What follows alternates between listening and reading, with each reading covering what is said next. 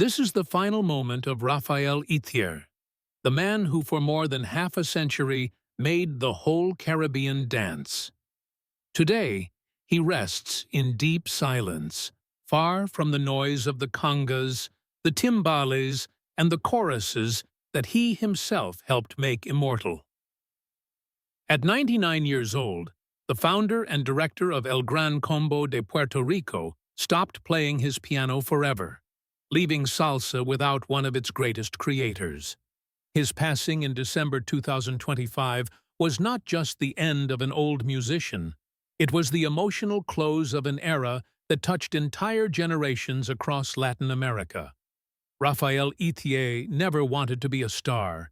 He preferred staying in the background at his piano, focusing on practice and getting every arrangement perfect.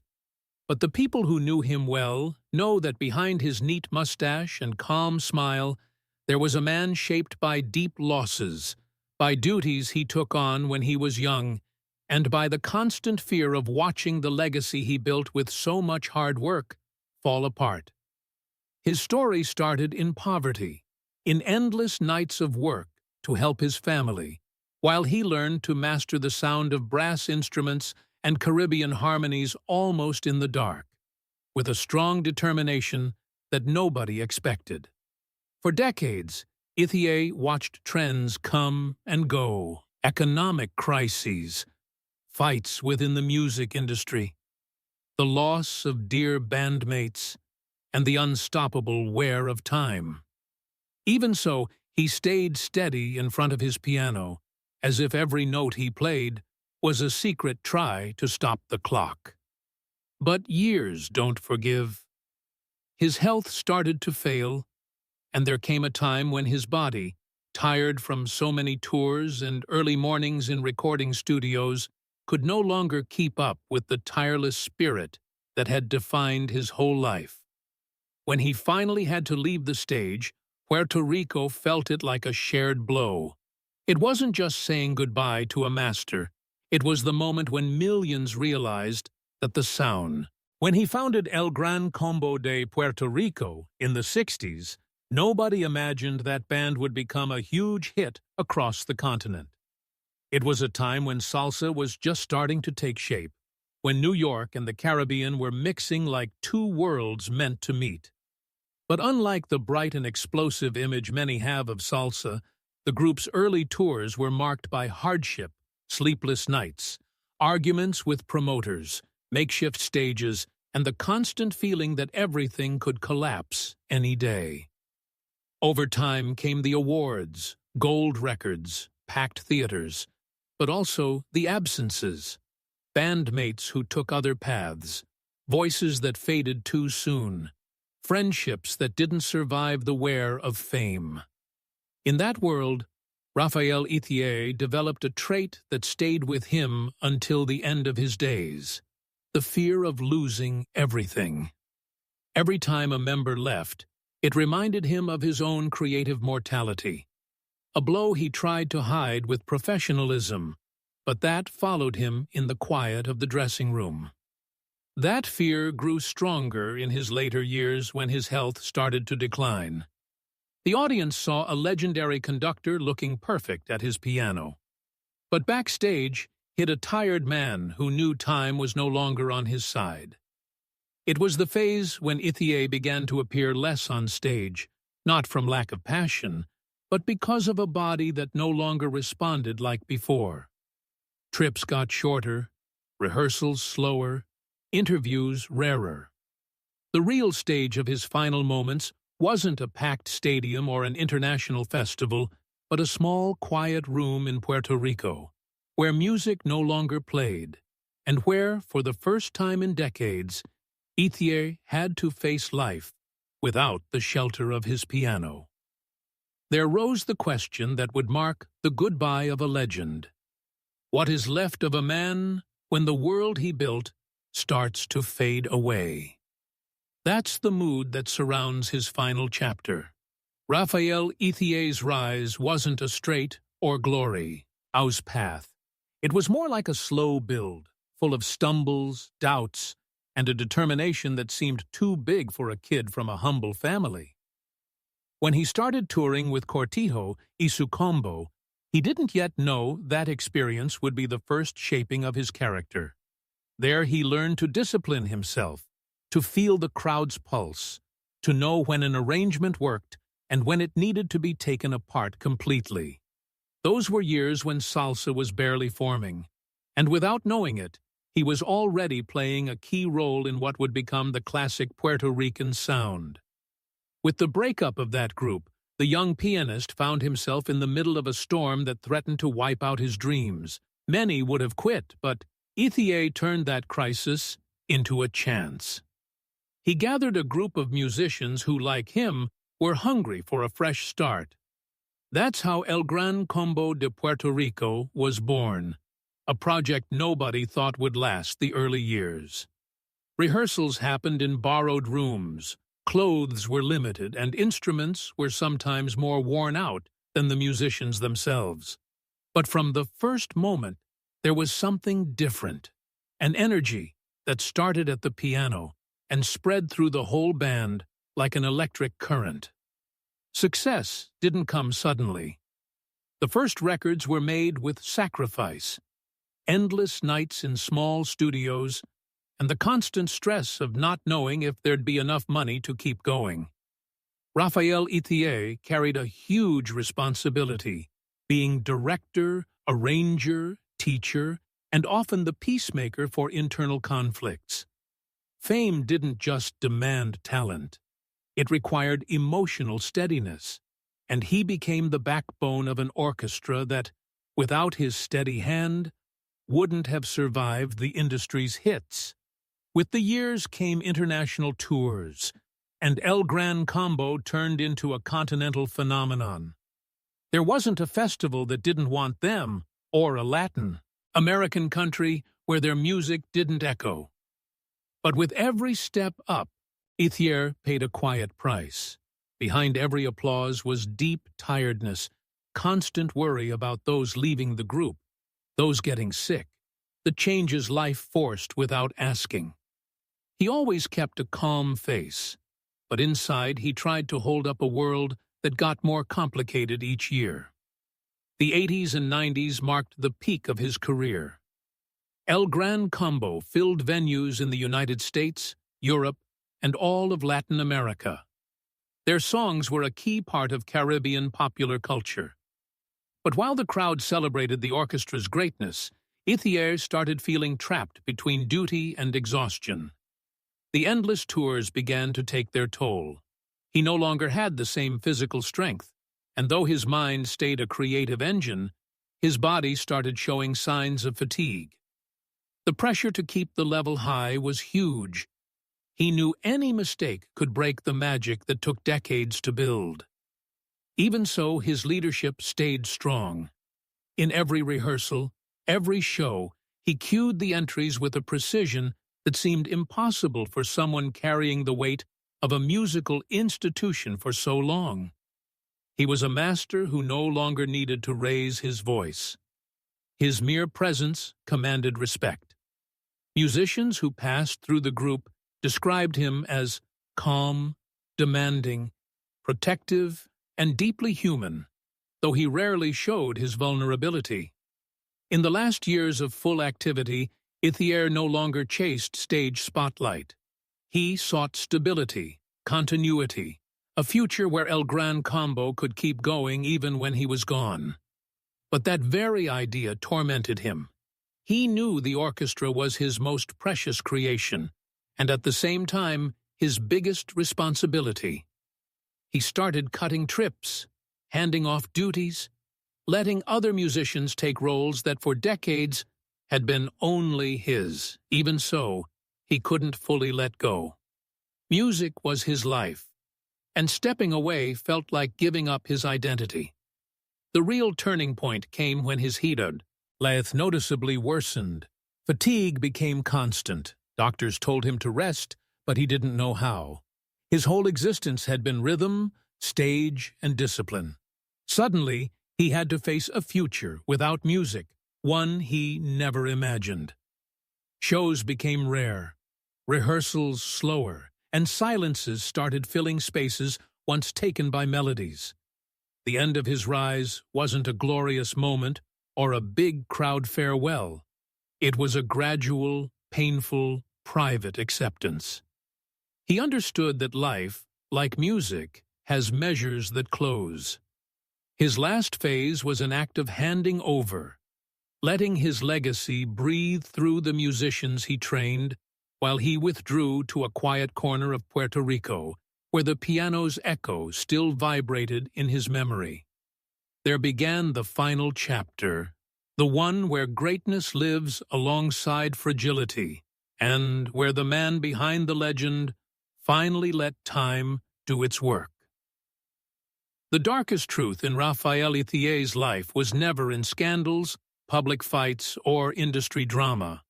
What marked him deeply was something much quieter, the ongoing fear of ending up alone. That fear followed him from youth, when his sister's death took a piece of his heart he never got back. Throughout his life, Ithier showed an image of unshakable strength, but inside he carried a private sadness he never shared with the public. Every loss in El Gran Combo, every bandmate who left, every musician who took another path, opened a wound he guarded closely under his strict discipline. In his later years, that quiet sadness turned into a shadow that walked beside him. His health started weakening, and the energy that once drove him through long tours slowly faded. What many didn't know was that Ithier had been fighting for years against the feeling that his useful time was running out. He didn't fear death, but he did fear his legacy fading, that the orchestra he built with so much sacrifice would lose its essence once he couldn't lead it anymore. In a way, he felt his life was tied to El Gran Combo's fate, as if part of his soul depended on the group keeping on. Nights grew quieter, and Ithier stayed awake, looking at old sheet music, playing arrangements from memory that he hadn't performed in decades. At home, the piano no longer sounded with its old power. Now it was single notes, soft, almost fragile, as if each chord was a try to keep a flame alive that he knew was dying. There were days when tiredness was so deep he could barely stand, but he still insisted on reviewing recordings, fixing arrangements, guiding the younger ones. It was like he wanted to finish every detail before leaving. Illness came without warning. First small infections, then breathing problems that severely limited him. Though he tried to hide it, the weakness was clear. His steps slower, his voice softer, and his hands, which once commanded the orchestra with perfect precision, trembled slightly. They moved him to a medical center where doctors did everything possible to stabilize him, but there was something in his eyes that showed quiet acceptance. Ithier knew he was entering the last movement of his personal symphony. In that quiet room, surrounded by medical equipment and dim lights, he faced what he may have tried to avoid his whole life: complete solitude, without crowd, without musicians, without background sounds. Just him and his story. There emerged the hardest truth. Rafael Ithier never allowed himself to rest. For more than 6 decades, he lived to hold up El Gran Combo, to protect it, to turn it into an institution. But in that effort, he forgot something essential: taking care of himself. He had given so much that in the end, life sent the bill. However, in his final days, something unexpected happened too. As the illness progressed, messages started arriving from old musicians, childhood friends, industry colleagues, fans from different generations. All of Puerto Rico seemed to pour out huge love toward him. Outside the hospital, hundreds of people gather, to sing his songs. They weren't concerts. They were spontaneous goodbyes, full of thanks. And though Rafael couldn't go out to see them, he heard them from his bed. Each chorus seemed to give back a piece of the soul he had lost over the years. The emotional peak of his life wasn't on a stage, but in those final minutes when he realized his biggest fear had been an illusion. He wasn't alone. Millions had grown up with his music, had loved, laughed, and cried to his songs. His legacy didn't depend only on him. It had taken root across a whole continent. He understood that life, like a song, has an inevitable ending.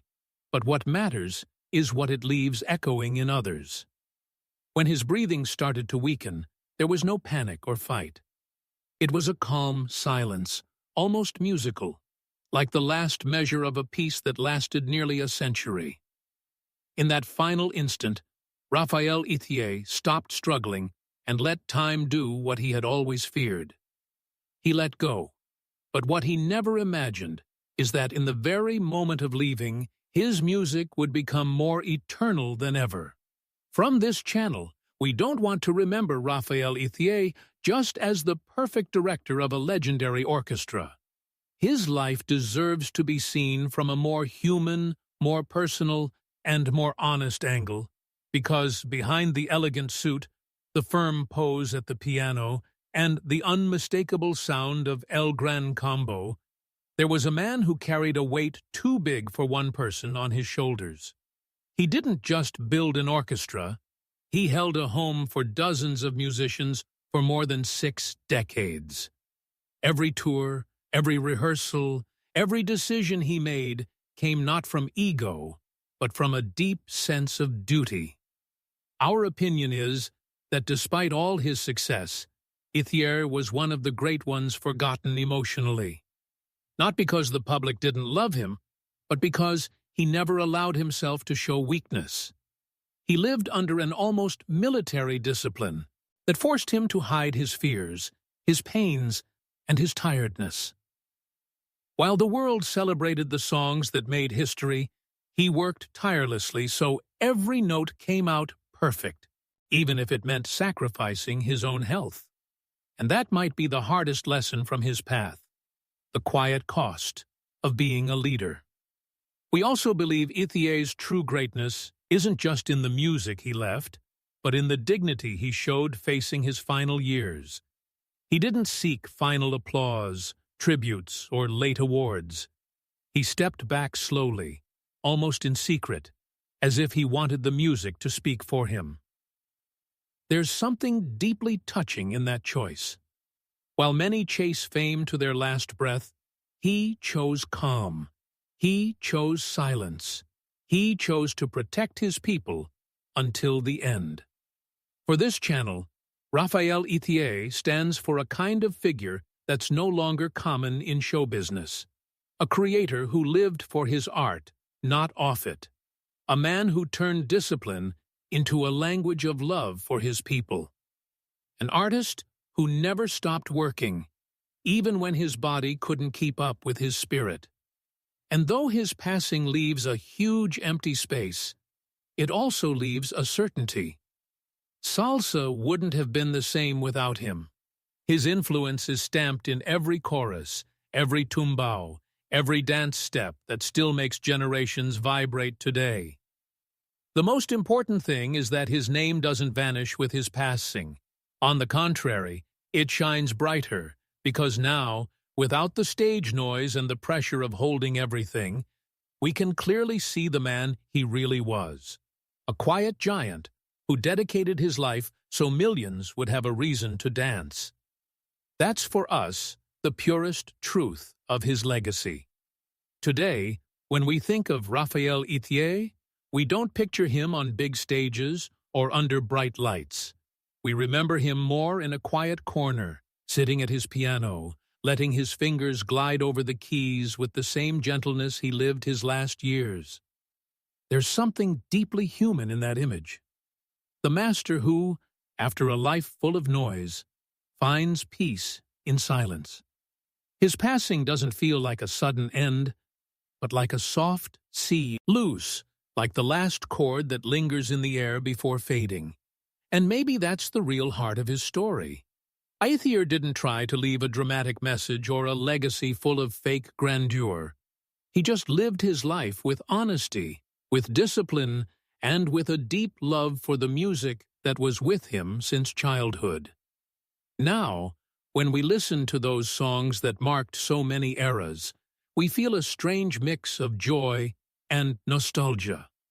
It's like every tumbao hides a piece of his soul, like every chorus holds a memory of his that hasn't fully gone.